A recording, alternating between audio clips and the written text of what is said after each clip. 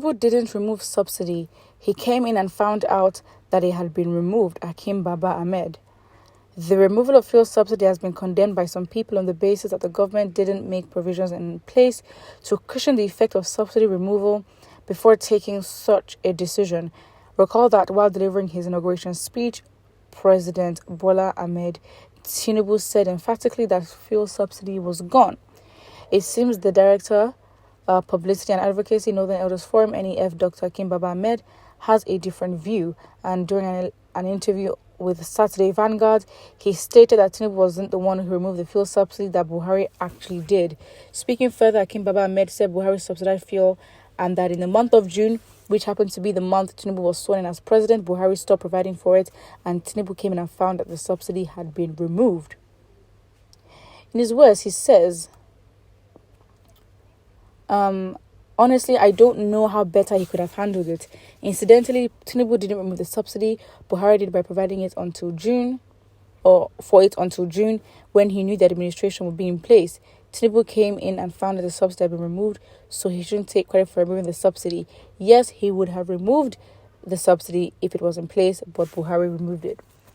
There might be some facts to this, because I remember, when the president, the former president Buhari, put in place the new subsidy that was meant to last, I think, until July, if I get my numbers right, or June, July. And I remember saying that I found it so suspicious that, because the number was ridiculous. The number was just, the money we're going to put for subsidy was ridiculous. So I remember saying, how can you put this much money towards the end of, because I think it was about last year, around that, the ember months, as they say, and I found it so suspicious and very, huge of a cost to put in place a subsidy only until the end of his tenure, and I was like, so convenient for it to end when the new administration will be in place.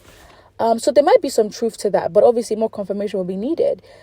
However, Tinubu went in office and then he portrayed himself, whatever the truth is, he portrayed himself to have removed the subsidy, right? If Nigerians had known that the subsidy was due to have ended in June or July, I think, then it will be common knowledge. But that's the thing, if you know, right? So now he's taking advantage of information, and those that do not know that this subsidy was put in place towards the end of Buhari's tenure, and it was so convenient for the administration.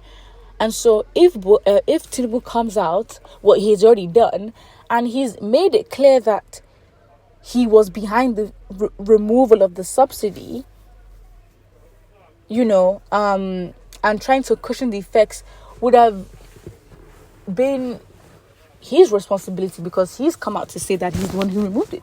So why did he not take responsibility for the fact that he needs to cushion the effects? Because he can easily, as he just came to office, and be like, well, this is the result of the last administration. They are the ones who, they are the ones who put in the subsidy only until June. So the effects, to cushion them, I didn't really have that much time to, do that as I've been sworn in. That would make more sense. And what can we do or blame Tinubu for? In fact, Nigerians will probably start bashing, Buhari and, the former administration. So it was a trap that Buhari set for Tinubu for his income. If he had the moral courage, why did he provide the subsidy to when he shall exit the position? That's exactly my point. I'm like, wait, because for the suspicious thing is not even the subsidy, it was how much it was. And I'm like, this just has corrupt written all over it. Because if it was a year before his thing, it's still suspicious, but it's a whole year. And the point, let's even look at the essence of a subsidy, because a subsidy is not meant to be a forever payment. Let me see, what are the effects of a subsidy in government or in economics?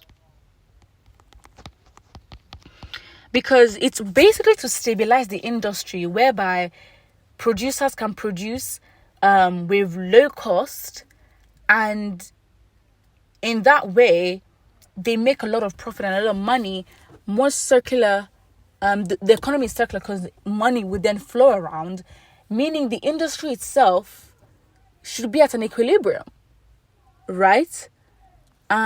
So the point is that the subsidies, like the way I see it, is help for the meantime. If it's 6 months, a year is a lot. So the aim of a subsidy is that the aftermath would be easy. But like, what is the point of putting in a subsidy when you go back to scratch? You're putting a subsidy for the subsidy to be removed to then put a subsidy again because we needed the subsidy to produce at a low price. This is where, corruption takes place. Exactly. So the first impact of subsidies, as Google says, is the reduction in both production costs and the price of the commodity, making consumers buy more of that product. The second impact is that more firms will enter the market for subsidized products, so it is now more affordable for them to produce. So you're telling me that after a whole, this is what, we're in June, 6 months, and this was around I'd say October last year, right? So this is technically 9 months. What are the cushioning effects? You're telling me that, it shows how unstable and volatile the economy is, that without help of the government, the petroleum industry cannot carry itself. The oil industry, and this is basically our main source of income for the country. This is what the country is known for. We have billionaires in the country that are in the oil business. But you see the problem, because the oil industry in Nigeria is one that is basically not yet a monopoly, but if they wanted to, it seems like they're trying to monopolize it, because the essence of a subsidy, as we've read, is to allow for entrance into the market, right? It means that more firms will enter the market.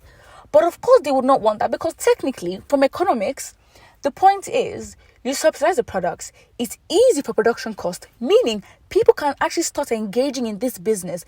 That means you have, for our population, for the demand to serve the people and for the people to afford these products, it means that there is more demand for it, and you have more capable firms to cater and to supply to that demand. But we are in a corrupt country where the leaders at the top want a few of them, right? A few hands in the industry. I think because, it's the money-making industry, so, they're basically trying to deter. It's probably an oligopoly, right? Like, where you have few entrants into the market, or none at all, for those who have done economics. So the fact is now, you've done all this, but you're so unstable even after the subsidy, because there have been no entrances into the market. Production costs, have they been decreased? It seems that they have not. And even if they have been, you look at the oil theft that is going on in the country. This oil problem, we're always going to have to depend on subsidies, because this is honestly so embarrassing. Because how much help does the petroleum industry need? So the few hands that are in the industry don't want entrance into the market. That's what it is.